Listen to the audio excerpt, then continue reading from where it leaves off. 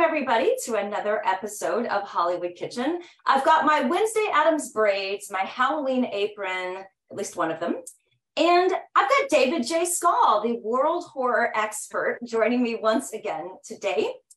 And when I choose the recipes that I do for this show, there's a lot of factors that go into my decision-making. Some of them is based on the incredible guests that I know, and also based on the weather. And we've had one heck of a crazy week in Los Angeles this week. I saw snow in Hollywood the other day, and it wasn't fake snow for a movie, it was real. So in combing through my list of recipes, Vincent Price's minestrone soup sounded like just the ticket to make this weekend. So this comes from Vincent's book, by the way, Cooking Price-Wise, A Culinary Legacy. So that's what we're going to make today. And David, thank you so much again for joining me. Oh, this show is so much fun. And of course, to delve into the culinary tastes of all the classic horror stars is of great interest to me. And I don't have that cookbook. I've got his big one, the Treasury. Here it is. Yes, I got this photo on the front, the 50th anniversary one. But there was no minestrone in there. I checked it. But minestrone is one of my favorite soups because it is so versatile. You can make it with almost any combination of vegetables, and I curious as to what he did it with. Yes. In fact, I started the frying process a little bit early for a couple of reasons. First off, my 1920s kitchen is very small, and my smoke alarm is very, very loud. So I thought frying off camera would definitely be my best bet. So my table is not nearly big enough to spread out all the ingredients to show everybody, but this is the recipe. It's page 16 of Vincent Price, A Culinary Legacy, Cooking Price-Wise. And it calls for 4 ounces of potatoes peeled and diced, which thank goodness I now have a kitchen weighing scale thingy. 2 ounces of carrots peeled and diced, 2 ounces of turnips, a medium onion, 1 stalk of celery, 1 ounce of streaky bacon. I don't really know what streaky bacon is. That means a lot of fat in it. Ooh, okay. And it says derinded. Not sure what that means either. 2 tablespoons of tomato puree, 2.5 pints of stock. It doesn't say vegetable stock or beef stock or chicken stock. It just says stock. So I went ahead and went with chicken broth here. And then, that usually works. I use vegetable broth for almost everything, but they're really very interchangeable. I figured. 2 bay leaves, 1 ounce of macaroni, a 4th medium cabbage shredded, 1 teaspoon of sugar, and Parmesan cheese. So I prepared the vegetables. I cut the bacon into pieces like it says here. I fried it a little earlier off camera. I've added the vegetables and I've continued frying. Now I need to stir in the tomato puree and the rest of my vegetables here. And I think for the purposes of cooking it, we'll do our deep dive conversation once it gets on the stove. I think I'm going to transfer it over there to the stove because it's going to be a lot stronger in terms of cooking the soup than the hot plate. But let's see. Okay, I'm stirring in the tomato puree. Gradually add stock, bay leaves, and macaroni. So I'm afraid this is going to overflow if I add too much here. So I think I might go ahead and transfer everything to the big pot. But yeah, soup sounds so good. This week has been so incredibly surreal. Oh yeah, unlike any other in recent memory.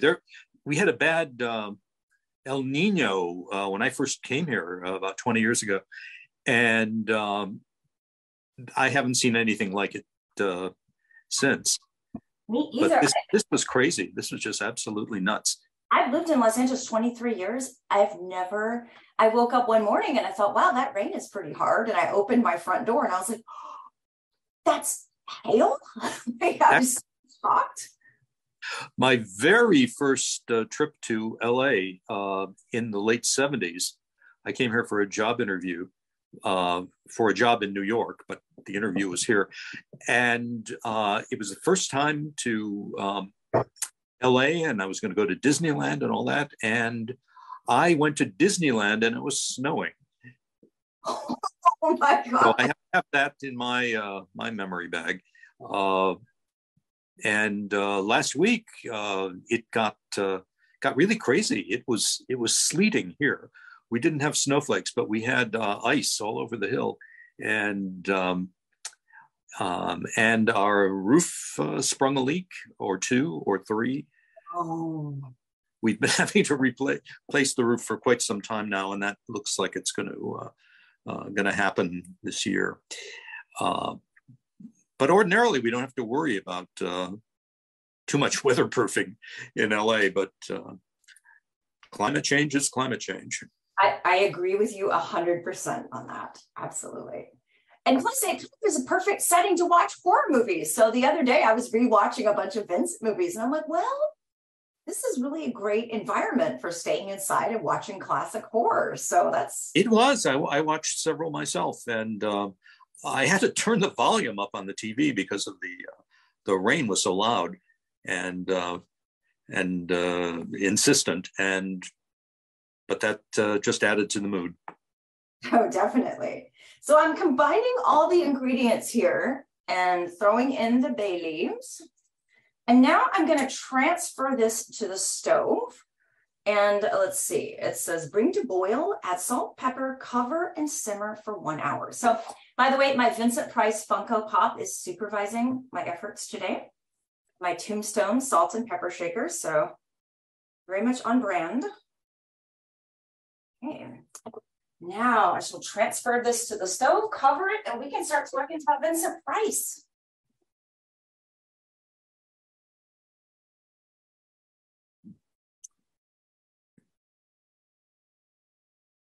Okay. So I know we went over a lot of this material last time that we spoke, but it's been a while. And we did a Vincent Price Valentine's a year or two ago where we yes. Price stuffed bell peppers. So I came to Vincent Price a little later than the other horror stars. Like I didn't really discover him until college. When did you first discover Vincent Price's work? Oh, pretty early, because it was the American International Poe films were the kind of horror movies I could see in the theaters in the early 60s, and rather than on television late at night. And although I saw a lot of Vincent late at night, House on Haunted Hill and House of Wax I saw on TV for the first time, and only later caught up to it in 3D in a theater. But he was he was around, and he was alive and kicking, and he and Karloff were both active in the early. There's some fantastic YouTube videos of their appearances together on various comedy and variety shows, and they do some musical numbers together, and they're really worth looking up. Well, I love the two of us. But he was very accessible. He was very friendly to fans, even fans he should have been just irritated with. He was gracious, and I had the chance to interview him for my high school newspaper in the late 60s, and it was very exciting. And I think the last time I brought the picture so people can go. I take it you've got that archived, and they can go. You can see what I looked like interviewing Vincent Price, and we're looking at each other, and he said to me, I guess we just smile at each other, don't we? And I hope I had some intelligent questions. I didn't really ask him about horror movies. He was there talking about art, and he gave a talk about Vincent van Gogh. And at a ladies' club event in Rocky River, Ohio, one of the upscale suburbs. I came from a downscale suburb on the other side of Cleveland, but so I got to get dressed up and put on a tie, which I hardly ever did in high school. But So I hope I made a good impression on him. I didn't catch up with him until many years later when I was working at the American Conservatory Theater in San Francisco. He came with his one-man show, Diversions and Delights, about Oscar Wilde. Oh, I would kill to see that. And it was so much fun, and he was so much fun. I think he was kind of like Oscar Wilde if Oscar Wilde appeared on Hollywood Squares. And if Oscar Wilde had been alive in the 60s, I bet he would have appeared on Hollywood Squares. It was just wonderful. And we got to, I was working in the publicity office. And so we set up a number of interviews for him. And he did one with an Italian restaurateur in San Francisco, the woman who owned a place called Mama's, which was very, very popular with tourists. And he spent a morning with her just engaging in casual conversation and whipping up several, I think, Italian favorites. And then I got to sit in on a classroom where he was talking to the American Conservatory Theater was a conservatory, at that time. And so they did a lot of actor training. And so all the students piled into this classroom, and I piled in with them. We were all sitting on the floor, and he was elevated on a chair, and we were all beaming up at him. And I remember one of the questions where somebody said, Mr. Price, don't you resent being typecast as a horror star? And he said, heavens, no. Do you know how many actors spend their careers mostly collecting unemployment insurance? If you can be typecast and do something that other people just can't do, you are the luckiest actor in the business. And he said, I don't know where my career would have gone without finding this niche, but you never turn down work. You kids are just starting out, but trust me, you're not going to turn your nose up at anything once you're out there. So if you can do something and do it again and do it again, you will always be in demand. And that was his advice, and it was very good advice. And then later on, when I was I was working on my book, Hollywood Gothic, about the history of Dracula, and how Bram Stoker came to write it, and how it came to get to Broadway and then to Hollywood. And I came across the information that Vincent Price was one of the last living people who had actually met Bram Stoker's widow, Florence, who was a formidable woman still in the 1930s.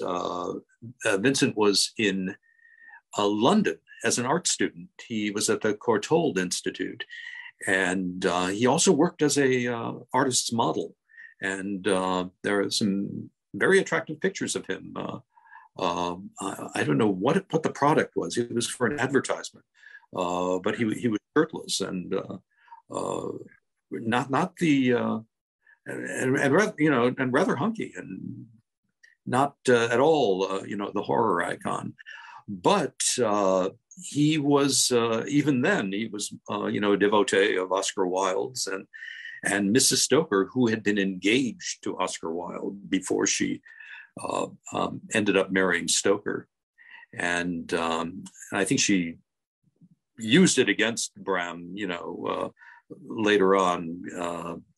They didn't seem to have a really happy marriage. And he was not a glamorous personality.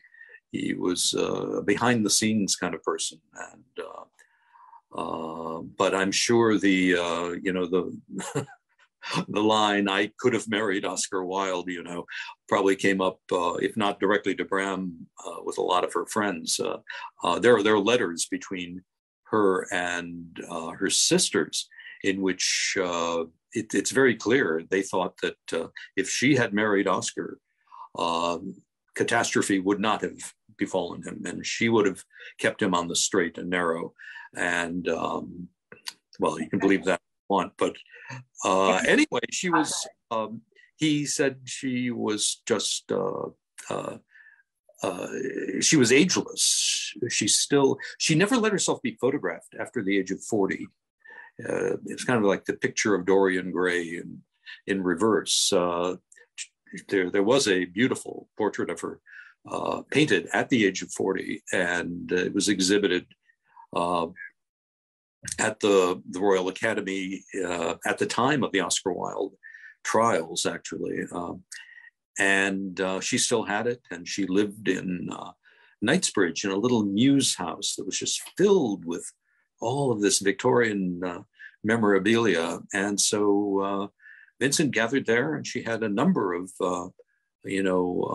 Oscar Wilde acolytes who just adored her. And he wrote back to his parents and said that Mrs. Stoker really seemed to like me, and I think she wants me to make a return visit. And I understand there are more letters in his papers at the Library of Congress, and I have not been able to get there, but that's on my bucket list. I do want to read the letters he wrote at the time. He sent me a lovely little postcard. He had a tiny little handwriting, and then he fit on the back of a Matisse postcard everything he remembered about Florence Stoker, and so I have that among my treasures here. And gosh, he was just he kept horror movies on the map more than anybody. I mean, after the passing of Karloff in 1969, it was really him and Christopher Lee and Peter Cushing who kind of were the classic stars. But Vincent really, he straddled that gap between the golden age of horror movies. Even before he was playing a villain, he was in Tower of London in the late 1930s with Karloff and Basil Rathbone. And so it was just a taste of things to come. And I'm very happy that he got typecast. He's given me hours and hours of pleasure, and I'm still discovering, various films late at night and on home video that somehow I missed, the first time out, especially in the 70s when I was in college. I wasn't particularly, immersed in horror movies, and we had terrible TV reception in Athens, Ohio, where I went to Ohio University, and there was no cable, there was no home video in those days, and so it was kind of a refuge from the world, for 4 years. So I missed a lot of things in the early 1970s when Vincent was very, very busy, and I've only caught up with some of them now. But it's nice to, not have seen everything. There are still a few Karloff and Lugosi films that I've somehow not tracked down, and I'm kind of parceling them out, over the years and into my old age. Well, I like discovering things. To me, I'm kind of glad there's things I still need to see, because I love the feeling of discovering something new. Is so invigorating. And yeah, no, as a kid, it was on TV, and then you had to catch it on TV, and then VHS, but then only certain things were on VHS, like Gone with the Wind, Citizen Kane. So then you're dependent on what your VHS store had. So that's kind of why college was like a giant, time. Well, we had a wonderful film department at OU, and but they didn't focus in any sense on genre pictures. It was the recognized classics, and it really wasn't until really after I graduated college that you started seeing genre pictures, titles like Dracula and Frankenstein, in the indexes of standard film histories. They were considered, beneath notice. by serious film people. But that all changed, and popular culture became a subject of interest to academia starting in the late 70s and then the 80s and right through to the present day. And for a lot of kids like me, when I was growing up, Vincent Price's rap in the Thriller song Michael Jackson did, that was also probably my first time I was ever aware of him. And to this day, that's still my favorite part of that song. It's just... It is, but when I heard the backstory behind that, it was kind of sad. He did it for free or almost nothing as a favor, not knowing this was going to become one of the top-selling albums of all time. And he apparently, at the end of his life, and he was sick and he was in need of money. His wife, Coral Brown, who was very wealthy, and had cut him out of her will.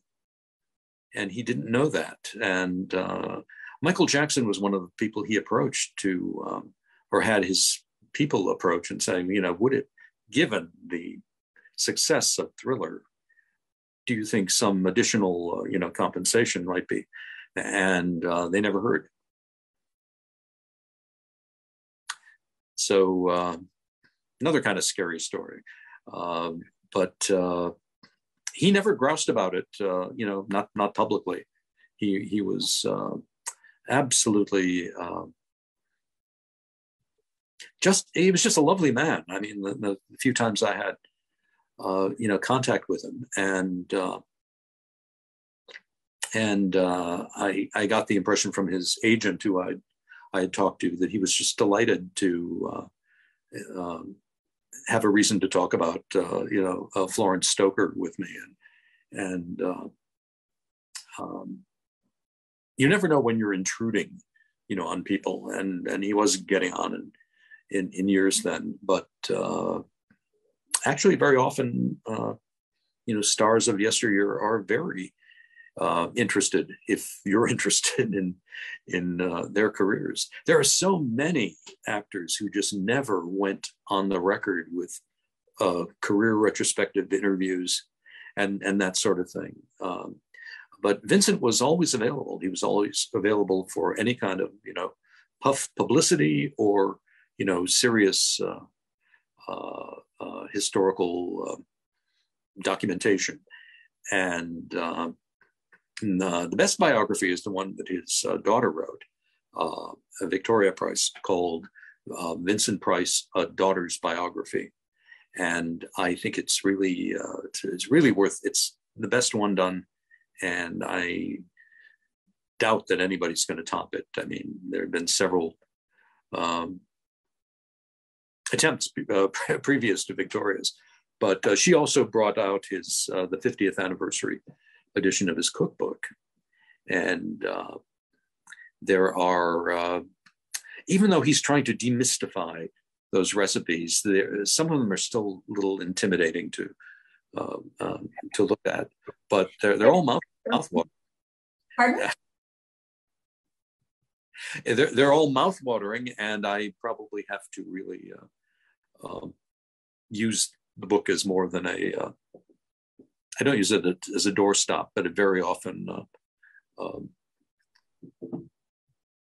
it's a real purposes in my. It's very heavy. If you have to weigh anything down. I have not done that. I was, although I could have the other day. I was pressing tofu, and it's the size and weight that it would work very well. But I did not do that. I have it in a wonderful Mylar protective jacket, and I would never do anything like that. But I was kind of casting around. I thought I had an actual weight thing, but didn't. Anyway, that's it. But Minestrone is just so wonderful.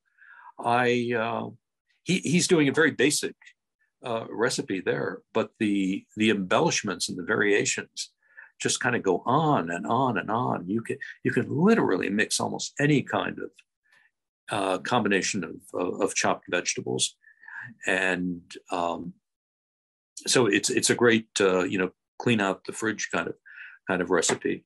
Almost any kind of pasta. People use macaroni or most often, but it works with rotini and with shells and with bow tie pasta works really well in minestrone. And some of the recipes do add various meats, beef and chicken primarily. There are some seafood variations on it.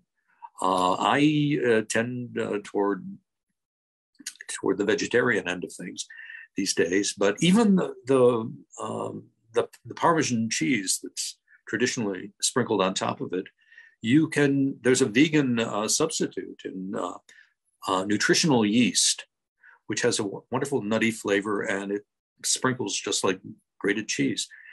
And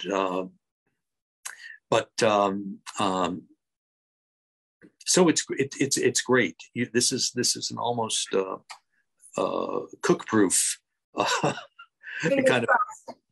You can't ruin it. And if it doesn't taste quite right, there's always something that you can add to make it right. During lockdown, I went to several of Victoria Price webinars that she did. And the first one I went to, I was absolutely blown away by not only her love of her dad, which really came across, but the way she talked about his legacy and what that meant to her and what it means to leave a legacy of love.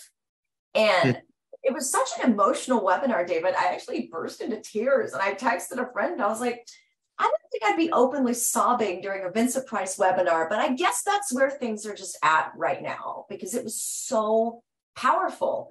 And I love the comment Vincent apparently made that a person who limits their interests limits their life.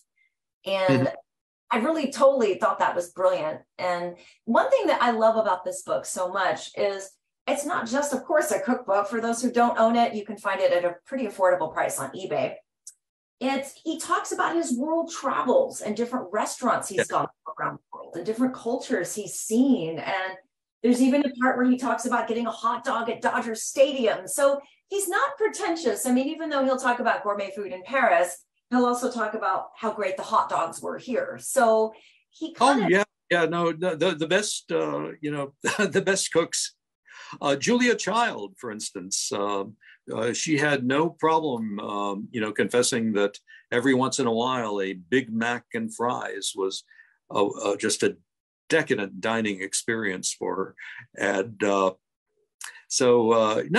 Vincent, he tried to demystify, the culinary world for a larger public. He did that with art too. I mean, he was an art collector I remember, at that time, he was doing the horror movies, but he was also buying artwork for the Sears Roebuck Company, and the various stores had their own little galleries, so you could buy original art from all around the world. He would pick things up that could be had relatively affordably. Even prints from very famous artists could be had for, and at Sears you could do it on an installment plan.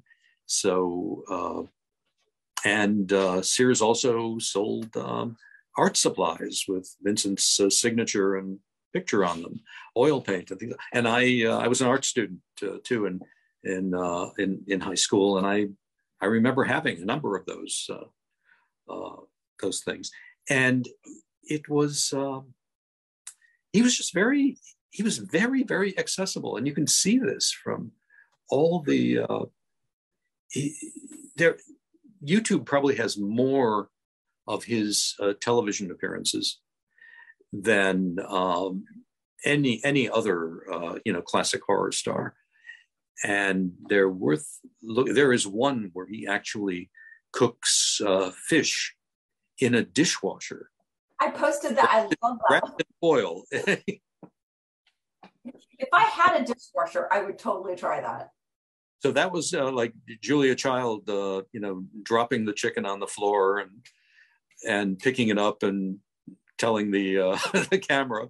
One of the great things about being alone when you cook, because you can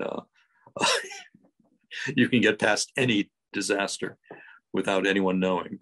But she was terrific. I rode the Boston shuttle from Boston to LaGuardia once back in my New York days, and sitting across from me was Julia Child, and it was amazing. She was I didn't get to talk to her, but she was every bit as iconic in person, as she was on TV. And she was huge. She was such a tall woman and just very imposing. And everybody just watched as she made her way down the aisle to depart. Wow, you've gotten to meet some incredible people. Oh my gosh, I love hearing this. I did. I worked in theater for 20 years in New York, and I was writing about Hollywood, and so I did get to just stumble across people or work with them professionally, and just amazing people. And so many of them are gone now. Angela Lansbury was somebody I had really wonderful memories of. I worked with her prior to her Sweeney Todd and Murder, She Wrote period. And she was another one of these people who was famous enough to be, she didn't have to be nice to anyone. Her legacy was made. She was a charmer. This was in the theater, and she would actually bake bread and cookies in her hotel suite. She had a full kitchen there, and bring them to the green room for us. And God. Hold on, let me check. That's boiling kind of hard over here. I want to make sure it's not too high. So, okay. I love that. So you have eaten cookies made by Angela Lansbury? Yes, I did. Oh, I'm not worthy. Oh my gosh. I want to do an episode on her, actually. So we need to do an Angela Lansbury episode. I don't have those recipes, so I can't give you. I bet there's somewhere she did give some recipes, but she was astonishing, and she was still going at the. I saw her at the Amundsen in a revival of Blithe Spirit, and I guess this must have been her final stage appearance. And she was extraordinary. I think she was past 90 at that time, and she did have to use an earpiece, for prompts. It was totally undetectable, and she was limber, and and you saw she had her start in British music halls of the the 1930s, and it was still there.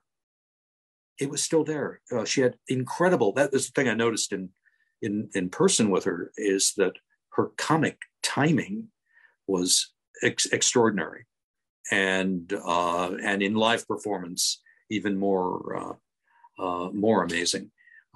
She didn't have to hold the stage, in front of the camera the way stage trained actors, are called upon to do all the time. And Vincent talked about the difference between he acted on the Broadway stage with Helen Hayes in the 1930s, and he said the big difference between stage acting and film acting was you just had to learn how to act primarily with your eyes. It was not a big spatial thing. You weren't trying to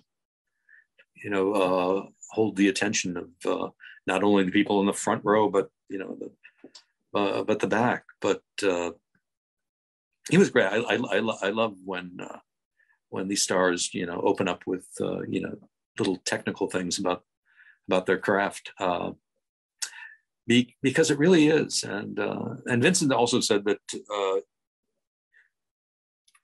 there was no substitute for classical stage training. Because if you had that under your belt, you could do anything. And the other way around does not quite work, as we've seen many Hollywood stars kind of stumble on their way to Shakespeare or attempted Shakespeare. But he was great, and he did musicals too. He did Peter Pan. He did Captain Hook, of course, in Summerstock. And there's a wonderful video of him in doing Gilbert and Sullivan's Ruddigore. And he just walks away with it. And but his legacy is really there on YouTube, like no other horror star that I know, and very few other people. But he is just so accessible to the media that we have this wonderful, wonderful record of him. I wish I could have seen those performances live. I can't even imagine how that would have felt being in the audience watching Vincent Price on stage. Well, the thing with Oscar Wilde is he was a lot older than Oscar Wilde. I mean, he was at the time, he played him at the end of his life, where he's in exile in Paris, and just kind of getting sloshed on absinthe and remembering the past. But in reality, he wasn't quite twice Wilde's age, but Wilde was only 35 at the time of his trial and his downfall, and he died at the age of 40. And Vincent was certainly in his 60s or later at that point. And but by sheer force of personality, he sold you on the idea that he could be. He wore a dark wig, of course, and at a remove from the audience, his age was not that apparent, but he really sold it, and he also kind of winked at you. He knew he was Vincent Price, and he knew you knew he was Vincent Price, and that was just a whole layer that came through, and it just made the whole experience. It was just an unforgettable experience, and unfortunately, it was never filmed. I don't think there were even scenes that were filmed. There are a lot of photographs, but I haven't been able to find even an audio recording of it. But called Diversions and Delights, and you can find the script and imagine him doing it. I really wish more theater would be filmed, because I obviously couldn't get to New York and get a Hamilton ticket, but I was able to watch it on Disney Plus, and that was so great too, because I thought the way it was shot and the way it was done, it made you kind of feel like you were there, and it kind of made this play accessible to people who couldn't get to New York to see it, or even tickets in LA was very, very hard to do. Oh yeah, and it's come back repeatedly here. I didn't even try because I knew Disney Plus was coming along, and that wouldn't have happened without COVID. They would have, I think they had planned to do a theatrical, screenings of it. And, but a lot of theater, especially the National Theater in Great Britain, had really filmed performances to a whole new level. And first with National Theater Live, which you had to go to a theater, and now you have National Theater at home. And they have about 20 years of these things at this point. And they're really extraordinary because they do recreate the experience of seeing it on stage. I've done that. I've seen some wonderful things in London that I was so impressed by that I dragged people to see the National Theater Live resurrections here. One was this amazing production of Othello that was all modernized and set in present day Cyprus during military maneuvers, and Adrian Lester and Rory Kinnear were extraordinary. These are probably the best Othello and Iago that I've ever seen. And watching it on the screen was almost the same experience as being there, in just the way they set up the shots.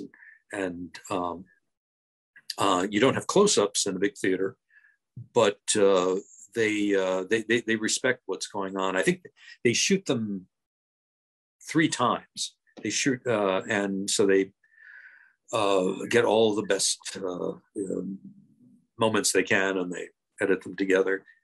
And then the revival of Sondheim's Follies that they did.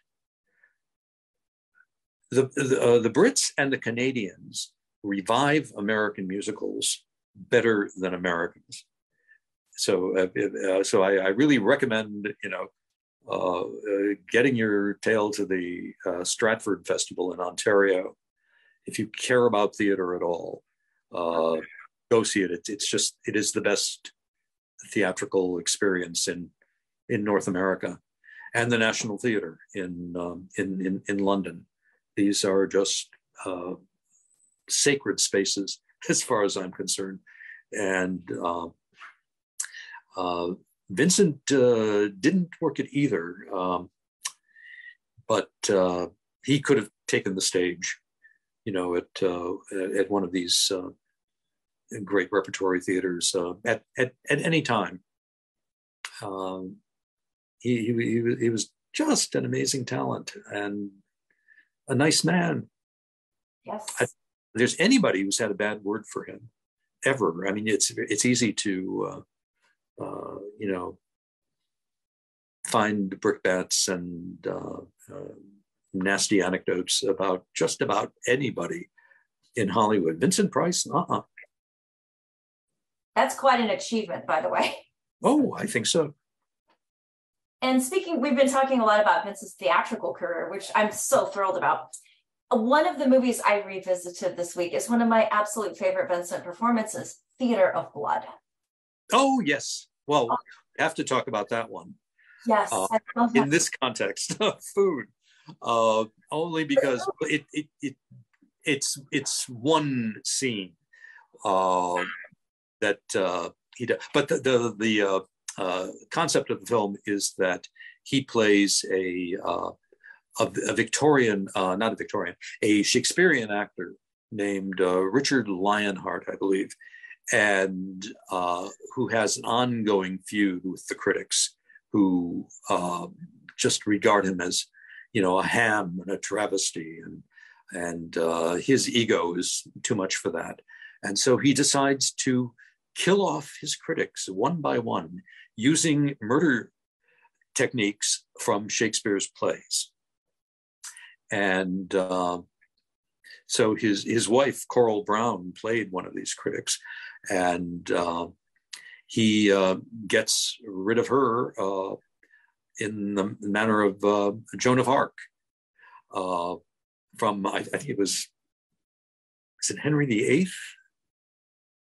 It's one of the histories where she makes an appearance, and he's a gay beautician with this Huge ridiculous, and he introduces himself as, "Hi, I'm Butch," and she gets into the chair, and he says to her, foreshadowing what's to come, that let's give you some ash and flame highlights. And he doesn't burn her at the stake, but he electrocutes her, and she is fried to pieces in in his beauty parlor. But, and this is where the food comes in, for Robert Morley, who plays a lot of kind of casual humor at the expense of gay people, but I won't fault him for that. But Robert Morley is a gay critic who is very enamored of his French poodles, and who he calls his little doggy woggies. And for him, Vincent chooses Titus Andronicus, in which an old queen has her children fed to her. and so this happens, and the cover comes off the dish, and there are the heads of the little poodles, and he forces him down Robert Morley's throat with a funnel, which sounds so grotesque, but it was insanely funny. It was just, and so the gay stereotypes we will forgive and maybe even enjoy a little, and but it was great. It's such a wonderful film, and wonderful selection of British actors who are really A-listers in their own right, playing all the victims, and Diana Rigg played his daughter, who may be up to no good herself, but you only find that out at the end.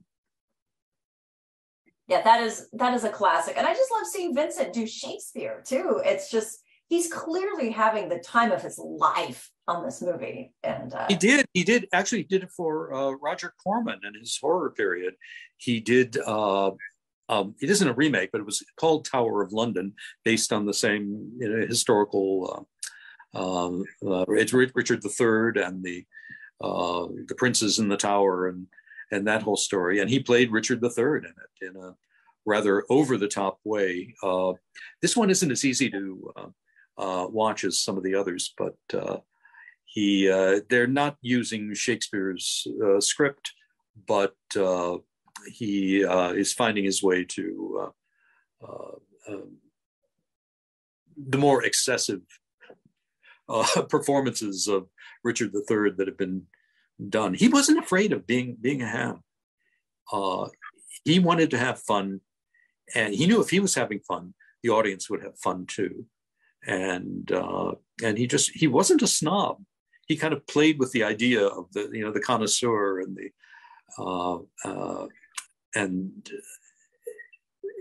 but he set it up, and he was always winking at you, and damn it, what a wonderful, one-of-a-kind person.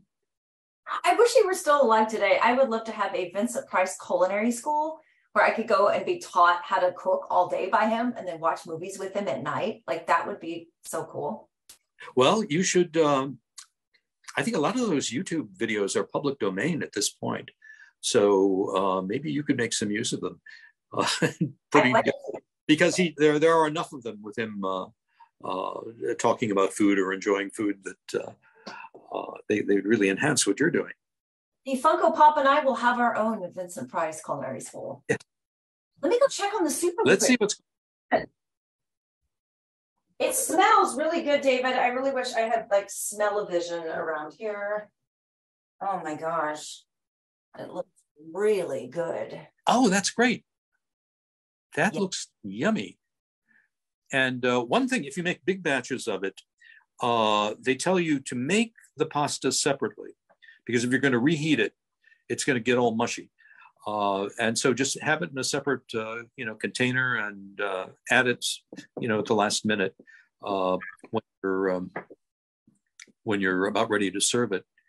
And the one thing you didn't have here that I almost always use are cannellini beans. Ooh, yes. That also you can mash some of them up, and it makes it thicker. This isn't a real brothy soup. It works well as as a thick, kind of concoction. But I don't think I've ever made it exactly the same. Usually because I am cleaning out the fridge when I do it. But go for it. It's a perfect. We're coming out of our winter hibernation here a little bit, but it's still good. It's still cool enough at night to have something that sticks to your ribs, as they say. Yes. Well, David, thank you so much for joining me today. I'm just always so delighted to chat with you. And for anyone watching, David has written so many must-read books for anybody who loves classic horror. And I will post about those in the blog and, of course, online as well. Well, thank you so much. And I'll come back as many times as you want to bring me back from the dead. I will pop up whenever you need me. And I think the other horror stars, I mean, we did, what did we, for Lugosi, we did the Stuffed cabbage rolls. But we should probably do goulash. True. We could do that. So, it is Hungarian. And there are many other things too. I tell you what a dinner I had with Bela Lugosi Jr. and Sarah Karloff once, and so I'll save those anecdotes for those actors and their recipes. Excellent. Well, I think we should do an Angela Lansbury. So stay tuned, David. I'm going to dig. I will do it. I've got great stories about her, but she didn't. The breads were great and the cookies were great. That's all I can remember. All these years later, it was over 40 years ago. But let's do it again. I'm up for it if you're up for it. I am totally up for it. So. Thank you, David, so much. Thank you to everybody who's watching. I do have a Patreon if anyone's interested. All proceeds go to pay for the ingredients. And do it. Keep watching for more food, fun, and film history from Hollywood Kitchen. Good seeing you again, Vincent.